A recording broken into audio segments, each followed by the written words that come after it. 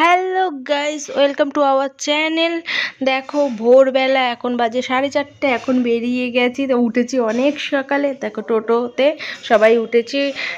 খুব অন্ধকার, এখনো ভোরের আলো ফোটেনি, সেটা তোমরা দেখেই বুঝতে পারছো। দেখো এই যে টোটো ছেড়ে দিয়েছে, দেখো গন্তব্যস্থলে যাওয়ার জন্য রেডি। মা বাবা ছিল তো তোমরা দেখেছিলেই। তো ভোরবেলা ভোর ভোর বেরিয়ে গেছি। দেখো এই ভিডিওটা অনেক দিন আগের, তাই আমার ছোটো তানেকে দেখো সোয়েটার পরিয়েছি। তোমরা বলবে যে এই গরমের মধ্যে কেন সোয়েটার পরিয়েছি। এই গরম না, এটা বেশ কিছুদিন আগের ভিডিও। তো দেখো টিকিয়াপাড়া স্টেশন থেকে আমরা দীঘা যাব বলে বেরিয়েছি। টিকিয়াপাড়া স্টেশন থেকে ট্রেন ছাড়বে, তো সাঁতরাগাছি যাব, ওখান থেকে ট্রেন, আবার ট্রেন ধরে এক ট্রেনে দীঘা। তো এটা লোকাল ট্রেন, আমরা হুট করেই প্ল্যান করেছি, তো রিজার্ভেশন করা হয়নি।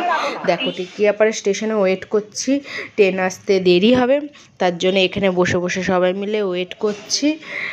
তো ট্রেন আসবে, তার জন্য দেখি একটু সবাই মিলে একটু গল্প করছি, বসে আছি।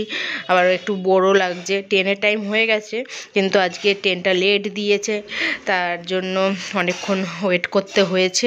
প্রায় 6:45 ট্রেন, 6:45 থেকে এখান থেকে ছাড়বে সাঁতরাগাছি। দেখো এর মাঝখানে সবাই একটু চা খেয়ে নিচ্ছে। তো সকালবেলা তো চায়ের নেশা সবার ধরেই। আর তান আমার কোলেই ঘুমিয়ে নিল। এই যে বাবু ও দাঁড়িয়ে আছে, আমার বাবাকে আমি বাবু বলে ডাকি। তো বাবা ওখানে চা খাচ্ছে, শ্বশুর এইদিকে আমার পাশে বসে আছে। মা চা খায়নি, মা এই পাশে বসে আছে। দেখো তোমাদের দাদাভাই চা খাবে, মা চা খায়, তার জন্য চা খায়নি, এটা দুধ চা। তো দেখো ট্রেন কখন আসে, সবাই বোর হয়ে যাচ্ছে। পাশ দিয়ে বন্দে ভারত গেল, সেটা আমি ভিডিও ক্লিপ নিতে পারিনি, তার জন্য আমার ছেলে খুব উত্তেজিত, খুব আনন্দের সাথে তাকিয়ে আছে। তো দেখো এদিকে তানের ঘুম হয়েছে, ওয়েদারটা ভালো ছিল, হালকা হালকা ঠান্ডা, তার জন্য তো অসুবিধা হয়নি, এতক্ষণ বসে থেকেও অসুবিধা হয়নি। ট্রেন ছেড়ে দিয়েছে, মা জানলার ধারে বসবে, আমার ছেলেও জানলার ধারে বসবে, তার জন্য আর জায়গা হয় না। আমি যেখানটা বসি সেখানটা জানলা নেই, মা ওই দিকে বসেছে, একজন কে রয়েছে ওটা আমি বলবো না, বলতে পারছি না, ওনার পাশে বসেছে।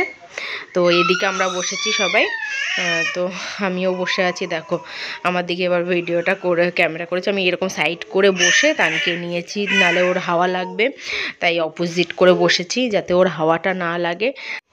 ট্রেনে উঠেই পিওমে চিপস খাওয়া শুরু হয়ে গেছে, যেখানে যাই ওর চিপস দরকার।